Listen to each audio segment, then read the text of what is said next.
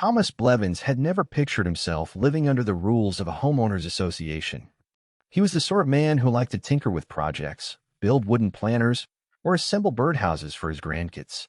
After decades of teaching biology at the local community college, he'd yearned for a quieter life with an unimpeded view of the sunrise. When his youngest daughter insisted he move closer to her and the grandchildren, Thomas found a cozy, single-story house in an HOA-run neighborhood called Poplar Pines. He wasn't immediately concerned about the HOA regulations. After all, how complicated could a fence and a flower bed be? He soon discovered the answer. Shortly after he closed on the house, he decided to upgrade the flimsy chain-link fence in the backyard. Instead of putting in something uniform and forgettable, Thomas wanted a bit of soul, something with meaning. In his garage were boards he'd salvaged from a dilapidated barn on his grandparents' property.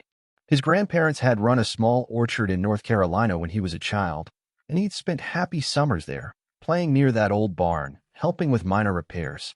Over the years, storm damage and time had left the barn half collapsed.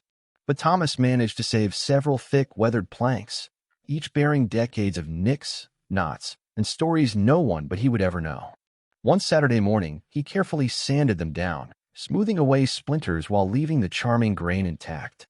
The edges were not uniform, the boards varied in thickness and length, but he thought that gave them character. Each plank bore some memory, whether it was a nail hole from an old orchard ladder or a dark stain where his grandfather once leaned his paintbrush. By Monday, he'd erected a low wooden fence around his backyard, mindful of giving it a snug, sturdy foundation so it could stand up to winter storms. He even applied a subtle, weather-resistant sealant in a color that matched the house's shutters, a deep, muted green he called carriage moss. By the time he hammered in the last nail, Thomas felt more at home than ever. Standing back to admire his work, he chuckled at how the fence made his little piece of suburbia feel both personal and alive. That was, at least, until the letter showed up. Folded inside a standard white envelope was a notice from the Poplar Pines HOA. It began in official bold text with, "You are in violation of Clause 7C." Then followed a list of possible infractions. The language used was stiff, the lines precisely spaced, unapproved building materials, unlicensed contractor or homeowner modifications, alterations not matching neighborhood aesthetics, and so on. Thomas stared at the letter, not sure whether to laugh or crumple it in frustration. He never considered that reclaimed barn might be taboo. The yard was his property. Besides, they said the fence had to be well-maintained and under a certain height. He'd done that. There was no color restriction he could recall, just an overall guideline to keep the neighborhood's look cohesive. Thomas's fence wasn't neon pink. It was muted, tasteful, and roughly the same height as the chain link it replaced. So why the threat of fines? A visit to Ms. Elizabeth Betty Cochran's house shed more light on the situation. Betty, a widow in her 70s, lived 2 doors down and was well known for her lemon bars. She'd personally brought Thomas a basket of homemade bread and a welcome card the day he moved in. When Thomas stopped by with the official letter in hand, Betty smiled sympathetically. She'd been living in Poplar Pines for over 20 years. During that time, she'd learned all about the design review committee and their tight-fisted approach. "They've turned even the smallest detail into an exercise in control," Betty said over a cup of tea. "Neighborhood aesthetics, they call it. But if you stand out so much as an inch, they've got a stack of violation slips ready." Thomas frowned. Is there a reason they target some fences but not others? Betty blew at the steam rising from her cup. "Officially, it's because your fence doesn't match the standard wood grain or color. Unofficially, there's a lot of personal vendettas. Some folks on that board have more say than others. Stay on their good side, they'll let you do what you want. Cross them and watch out." Thomas grumbled. "I don't even know these people. Unless they don't like the style of the wood, or maybe the color." He thought about the dark green sealant. It was subtle, but yes, it was definitely not the glossy tans some neighbors had. Betty nodded. The HOA documents mentioned something about pre-approved wood stains. It's a silly labyrinthine set of rules, but they exist. Even I had to fight with them to keep my rose garden hedges at the height I wanted. Best keep that letter somewhere safe. You'll need it if they start imposing fines. Walking home, Thomas felt a pit of concern in his stomach. How had something as innocuous as an old barnwood fence become a battleground? He'd always prided himself on his friendly demeanor and respect for neighbors. Now, barely 3 weeks in, he was flagged as a code violator. He wondered whether to just take the fence down, replace it with something the HOA would find acceptable. But the very thought made his heart sink. The boards, to him, were more than just pieces of wood. They were family heritage, sweet memories of simpler days in a place that shaped him. Even so, the letter threatened fines that started small, but could escalate. Thomas decided he needed to talk to the HOA board directly. He gathered the official notice, jotted down the relevant code numbers, and planned to attend the next meeting, fence samples in hand if need be. He had no idea if they'd even let him speak, but if these people had hearts, maybe they'd understand. Or so he hoped. What Thomas couldn't predict was that the fence dispute would lead him down an unexpected path, one that would reveal hidden fractures in Poplar Pines and long-standing feuds, a path that would test his patience, sense of community, and willingness to stand up for what he believed in. He only knew he wasn't ready to let go of his memories. Not yet.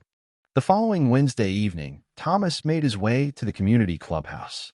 The sprawling building, with its beige siding and neatly trimmed boxwood shrubs, was where the HOA held monthly meetings. He arrived early, half expecting to find it empty, but to his surprise, the parking lot was already bustling. Men and women of various ages were stepping out of their cars, some carrying folders, others wearing anxious expressions. Inside, he slipped into a seat near the back of the large meeting hall. Rows of plastic chairs faced a long table where 5 stern-faced individuals sat. At the center was Carol Rutledge, the HOA president. Thomas recognized her from a neighbor's description, short, silver-haired, and perpetually dressed in crisp suits, like she was about to address the Senate subcommittee. On either side of her were 4 other board members, each wearing an identical name badge. The meeting was called to order promptly at 6. The first hour crawled by with formalities, reading last month's minutes, discussing landscaping budgets, and referencing a soffit replacement initiative that had folks flipping through thick binders. Thomas tried to follow along, but mostly found himself fidgeting. He was certain they'd eventually get to new violations, and he dreaded hearing his name or property address publicly called out. Finally, the designated segment arrived. Carol adjusted her wire-rimmed glasses. Now we'll address new code enforcement issues. First up, unauthorized fence modification, 213 Pepperwood Lane.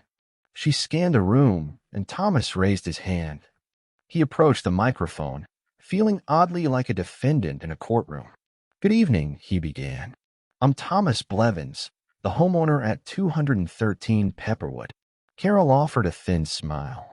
"Mr. Blevins, you received notice last week regarding your fence." "Yes," he said, clearing his throat. "I wanted to explain. The fence is made of reclaimed barn, wood from my grandparents' property. It's not overly tall, not in disrepair, and the color is quite subtle. I reviewed the guidelines and didn't see anything that specifically prohibits this type of wood." A balding man at the far right leaned forward. "We have a list of pre-approved stains and materials, Mr. Blevins. Anything outside that list should be submitted for review and approval. We have no record of receiving your application." Thomas managed a measured nod. "I wasn't aware an application was needed for simply replacing an existing fence, especially when I use environmentally friendly reclaimed wood. I brought photos, if you'd like to see." Carol glanced at the images Thomas offered, but didn't move to pick them up. "I understand your perspective, Mr. Blevins. However, the rules are quite clear. Even if you believe the change is minor, it must be approved. The fence's non-standard color is also a concern. The community adheres to a uniform palette." "I'd argue it's uniform," Thomas replied, forcing calm. "It's a mossy green, very close to some of the darker greens in the community. It matches the shutters on my house, which I was told were permitted." Before Thomas could continue, a petite woman in a navy blazer interjected. "Sir, the shutters were installed by the previous owner with board approval." "Different scenario. We need to maintain our neighborhood's cohesive look." That color might set a precedent for others to do the same, which is not what the board wants. Thomas opened his mouth to protest, but a glance around the room revealed bored or impatient faces. A few fellow homeowners eyed him sympathetically, while others busily thumbed through their phones. Carol raised a hand to cut him off. "We don't want to drag this out," she said firmly. "We're recommending you either remove or replace the fence to comply with our regulations. Alternatively, you may pay a fine for each month the fence remains non-compliant while you appeal the decision." A flicker of frustration rose in Thomas's chest. He bit his lip, resisting the urge to say something he might regret. "I request the appeal," he managed. "I've never lived in an HOA before, so please send me whatever forms are necessary. I would like to settle this amicably." Carol nodded curtly. "Very well. The forms will be mailed. We'll revisit your case at the next meeting if the forms are submitted on time." Thomas stepped away from the microphone. His heartbeat hammered in his ears. He returned to his seat, ignoring the hushed whispers around him. The rest of the enforcement segment covered overgrown lawns and complaints about dogway stations. Thomas felt increasingly like an outsider who had intruded into a rigid bureaucratic system. After the meeting adjourned, a few neighbors approached him. One was a tall gentleman in his early 70s who introduced himself as Hank Mayfield. "I've been here for years. This board's got no tolerance for creativity. Don't let them bully you," he whispered. "I fought them over a greenhouse last spring and won, but it was a lengthy battle." Betty Cochran, the widow with the lemon bars, popped up behind him. "Thomas, come by my place for coffee tomorrow. I can help you fill out the forms. There are some tricky bits you have to phrase just right or they'll deny it on a technicality." Grateful, Thomas thanked them both. Despite his frustration, he was surprised to find genuine kindness among the residents. It seemed the HOA board was more disliked than he'd realized, but many people either lacked the energy or resources to fight back. The next few days were a blur of reading through the thick packet that arrived in his mailbox. The official compliance appeal form looked like something from a law office. It asked for material descriptions, manufacturer details, color codes, even an explanation of why the homeowner believed their modification was necessary. Thomas scrawled as best he could, including photographs of the fence in daylight and describing his reasons for choosing reclaimed wood, emphasizing its environmental benefits and personal significance. Betty sat at his kitchen table, flipping through each page like an expert. "You'll want to add a note that it's historically significant to your family," she suggested, tapping her pen. "Sometimes playing the heritage card helps." Thomas chuckled at that. "I'd like to think appealing to their humanity would be enough, but I'm not so sure." 2 days later, Thomas officially submitted the stack of papers. The board had 30 days to schedule a hearing or make a decision. In the meantime, the letter of violation stated that any day after the official notice date was technically subject to fines. But the standard practice, according to Betty, was that the board would wait until after the appeal before imposing anything. Thomas was still uneasy about the possibility of a sudden bill in his mailbox. To keep his mind off the looming battle, he spent his mornings tending to his side yard, planting the tomatoes and peppers he'd been meaning to start. As the early May sun warmed the soil, he watched cardinal birds hop along his new fence. At least they seemed to find it welcoming. When he let himself daydream, the fence took him back to orchard summers, quiet afternoons with his grandparents, the smell of apples in the air. It wasn't just about aesthetics. It was about preserving a piece of his personal history. Little did he know, that quiet weekend of gardening was merely the calm before the storm. A note pinned to his door on Sunday hinted at the trouble ahead. "We need to talk," it read, signed by a neighbor he only vaguely recognized, someone named Martin Drake from the next street over. Thomas had no idea who Martin was or why he wanted to talk. But soon enough, he discovered that his fence dispute was entangled in something bigger than just paint colors and board approvals. On Monday morning, Thomas found himself walking toward Martin Drake's address, uncertain of what to expect. Number 509 Elmcrest Court was just a short stroll away, so he left his car behind. It was a warm, breezy day, and the neighborhood looked deceptively peaceful, flowers in bloom, flags waving gently from porches, a perfectly manicured image of suburban harmony. Yet beneath that polished exterior, Thomas sensed an undercurrent of tension, as if everyone was eyeing each other's lawns with unspoken judgments. The Drake house stood at the end of a cul-de-sac. Thomas rang the doorbell and was greeted by Martin himself, a short, wiry man with a meticulously trimmed mustache. He offered Thomas a firm handshake, then gestured him inside. The living room was neat, with dark leather furniture and framed photos of grandchildren. Martin wasted no time making small talk. He led Thomas to the kitchen table, where a folder labeled Intel lay open.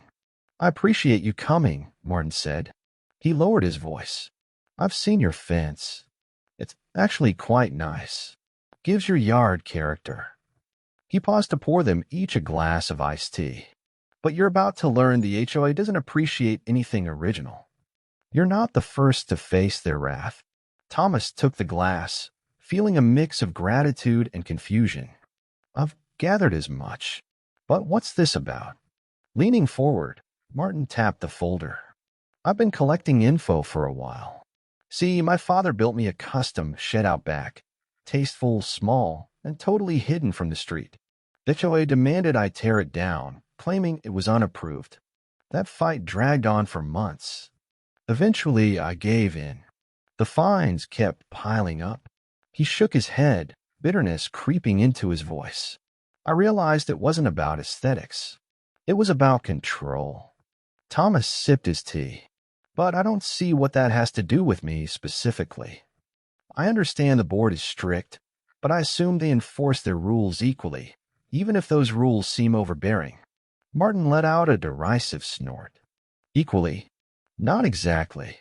Some folks get away with all sorts of stuff, fences in bright white, porch swings in flamboyant colors, because they're friends with certain board members.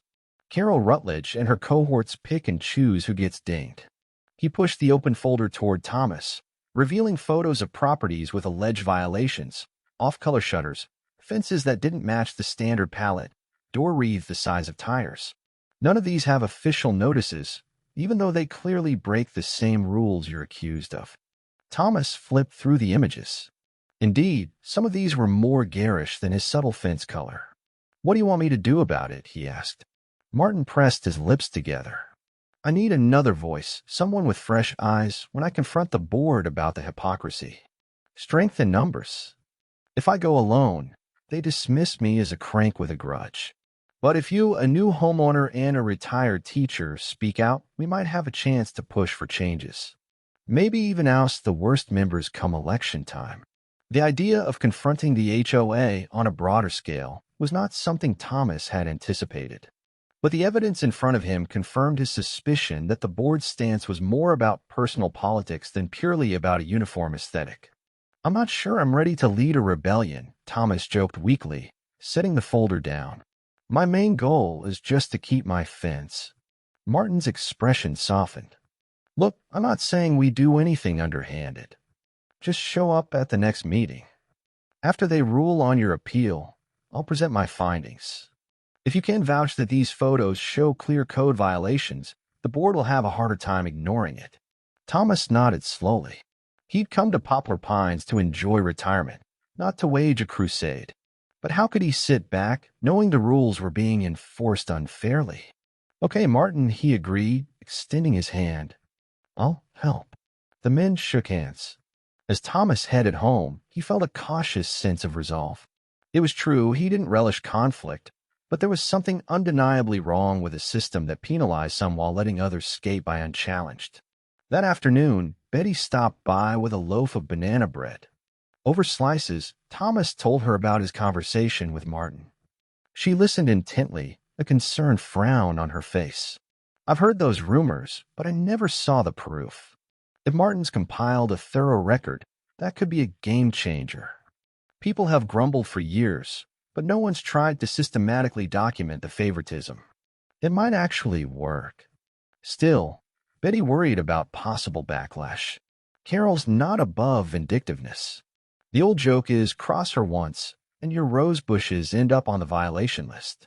Cross her twice, and the fines double.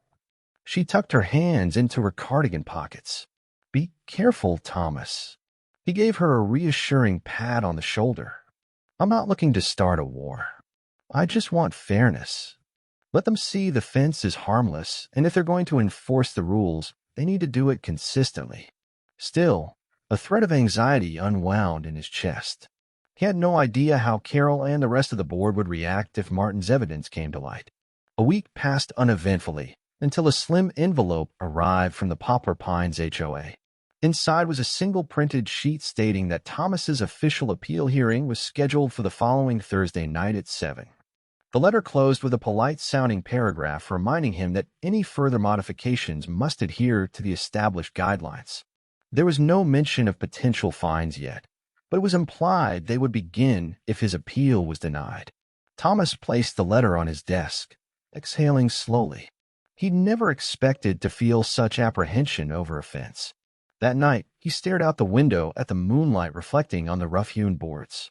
The orchard memories flickered through his mind.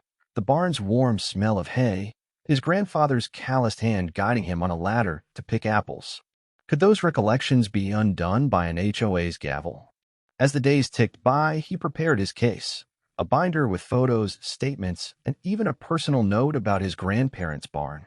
Meanwhile, Martin refined his own presentation of alleged HOA favoritism. Betty volunteered to speak on Thomas's behalf, attesting to how well the fence blended with his property. Even Hank from the greenhouse fiasco said he'd show up to offer moral support. Thomas felt a strange mixture of excitement and dread.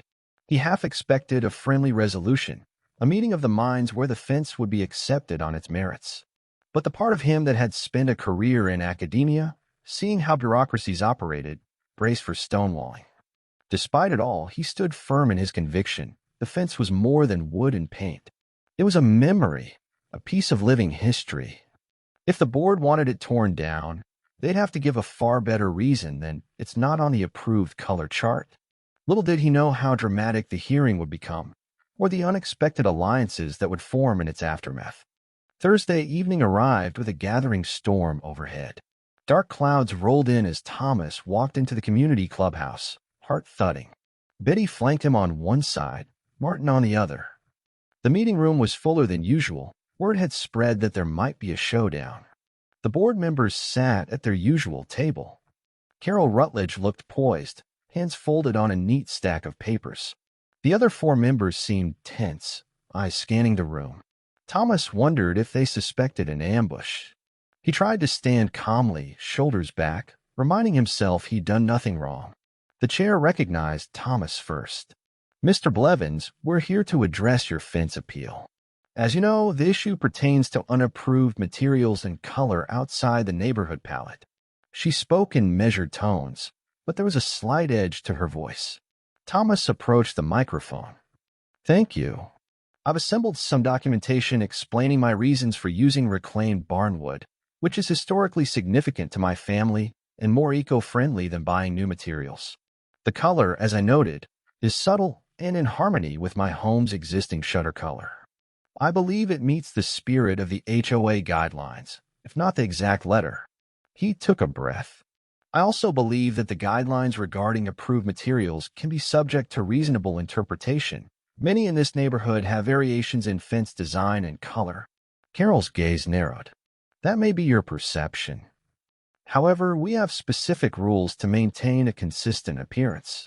Even if the difference is subtle, it could encourage others to deviate from the standards. We cannot allow that." Murmurs spread through the audience. Thomas pressed on. "I respect the need for consistency, but I'd like to point out that if the HOA's purpose is truly about preserving the community's value and aesthetic, then perhaps uniformity shouldn't overshadow personal expression entirely, especially when it doesn't negatively affect anyone." He gestured to Betty, who stood up. "I'm Elizabeth Cochran, a neighbor," she said, voice steady. "I can vouch that the fence is tastefully done and actually enhances Mr. Blevins' property. It's far more attractive than the chain-link eyesore that was there before." A faint flush colored Carol's cheeks. She cleared her throat. "Thank you for your input, Mrs. Cochran. Are there any other statements?" That was Martin's cue. He stood, folder in hand. "Martin Drake, 509 Elmcrest. While we're considering fences, I'd like to show some photographic evidence of other properties in Poplar Pines with fences or modifications clearly outside the stated guidelines yet apparently never cited. He walked up and placed several enlarged pictures on an easel, a fence painted in bright turquoise, a shed bigger than recommended dimensions, shutters in a bold burgundy not listed in the palette. These are just a few. None of these homeowners received violation notices, despite their noncompliance. Why is that? The tension in the room spiked. Carol's lips pressed into a line. The board members exchanged uneasy looks. A younger woman on the board, presumably the secretary, hastened to shuffle through some documents. We might not have been aware of these, she said weakly. Martin let out a soft chuckle. Really? Because some are on the same block as board members' homes. Are we to believe nobody noticed a turquoise fence? Low laughter rippled among the audience. It seems that certain homeowners get special treatment. Martin's voice was calm but firm.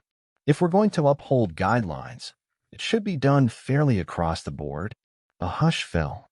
Carol tried to regain control. This hearing is specifically for Mr. Blevins's fence.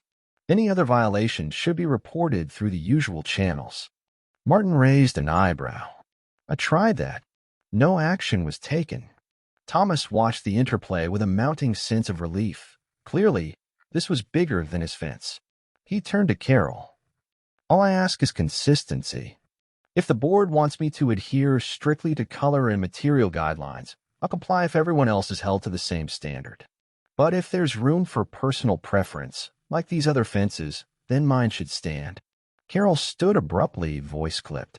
We're stepping out for a brief recess to discuss this new information.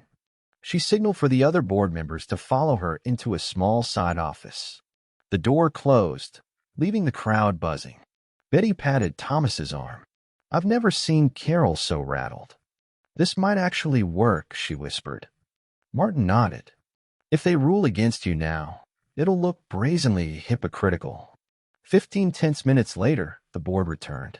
Carol's expression was resolute, but her eyes flickered with something akin to apprehension. She cleared her throat. Mr. Blevins, after careful consideration, the board has decided that, while your fence is not on the official list of approved materials, we recognize a need to update our guidelines to reflect modern, eco-friendly practices. We also acknowledge that your chosen color, while unconventional, does align harmoniously with your property. Therefore, we are granting you a variance, effective immediately. Your fence may remain as is. A surge of relief coursed through Thomas, and a smattering of applause broke out among the neighbors. Betty clapped quietly, smiling ear to ear. Carol wasn't finished. Additionally, we will be forming a temporary committee to review potential updates to the architectural guidelines, including the color palette and allowable materials. This committee will also address complaints of selective enforcement. She cast a pointed look at Martin, who met her gaze evenly. We encourage any concerned residents to participate. Thomas stepped forward, gratitude mixing with mild astonishment. Thank you, Ms. Rutledge and the board. I appreciate the consideration. She merely nodded, avoiding his eyes. Within minutes, the meeting drew to a close. The board members began gathering their papers, clearly anxious to leave. Neighbors surrounded Thomas, offering congratulations and telling him how relieved they were to see some fairness at last. Later, as the crowd dispersed, Martin approached with a satisfied grin. We cracked the door open. Now we just have to keep it from shutting again. He held up his folder. I'll volunteer for that new committee. It's high time we put an end to the favoritism. Thomas gripped Martin's hand. Let me know if you need help. I'm happy to pitch in where I can. Once the clubhouse emptied, Betty walked with Thomas to the parking lot. The sky had opened up during the meeting, and the pavement glistened under streetlights. Soft thunder rumbled in the distance, and the air smelled of rain-soaked grass. Betty stood under her umbrella, beaming at Thomas. You did it. Your fence stands, and maybe we'll see real change around here. Thomas smiled, a wave of gratitude washing over him. I appreciate all your help. I'm just happy I don't have to tear down my grandparents' barnwood. It would have broken my heart. She patted his arm. Now you can look at that fence and see more than just your memories. You can see the community that came together, even if in a small way, to do what's right. Over the next few weeks, the fallout from that night rippled through Poplar Pines. The board scheduled a series of community input sessions, presumably to craft new guidelines that better reflected the residents' interests. Some folks were excited, hopeful that less micromanagement would foster a friendlier neighborhood. Others grumbled that too much freedom might reduce property values. Carol maintained a polite facade, though many guessed she was privately furious at having been forced to compromise. Thomas, for his part, reveled in the peace of knowing his fence was safe. On sunny afternoons, he'd sit on the back porch with a cup of tea, gazing at the weathered boards that tied him to his childhood. He planted climbing roses at the fence's base, envisioning them blooming bright red in the coming years. Sometimes, when his grandchildren visited, he'd share stories of the orchard.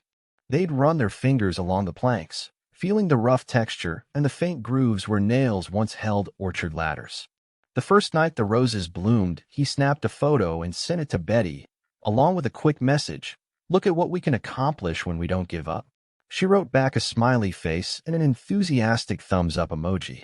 Even for folks in their 70s, there was always a place for a little digital cheer. As for Martin Drake, he became something of a local watchdog for accountability. He and a small group of neighbors pressed the board for transparency in how they issued violation notices, ensuring that the community rules were applied fairly. Surprisingly, a handful of board members embraced the change, tired of the old double standards. Slowly but surely, the atmosphere in Poplar Pines shifted. Residents relaxed, more willing to add a hint of personal flair to their homes without fear of secret retribution. Not everyone was happy, of course. A few staunch traditionalists complained that the neighborhood was losing its uniformity, bemoaning creeping individualism. But the world was moving on, and Poplar Pines, like any living community, had to evolve with it. Meanwhile, Thomas carried on with his retirement, finding simple joys in each day: morning coffee on the porch, short walks with Betty to admire the neighborhood's gardens, weekend visits from his grandchildren. He offered occasional volunteer sessions at the local nature preserve, sharing his biology expertise. Life took on a pleasant rhythm, unencumbered by the threat of fines or forced compliance. And whenever he glanced at his fence, now partially adorned with flowers, he felt a glimmer of pride. Not because he'd won against the HOA, but because he'd remained true to himself. And in doing so, he'd helped nudge the community toward a more reasonable, empathetic future. The barnwood planks had transcended their original purpose. They become a symbol of perseverance and common ground. In a sense, the fence had done exactly what fences do best: define a space without completely shutting others out. Its reclaimed wood stood as a quiet testament to bridging old memories with new possibilities, reminding everyone that a boundary could also be an invitation to talk, to share, to grow. And for Thomas Blevins, that was all the victory he ever needed.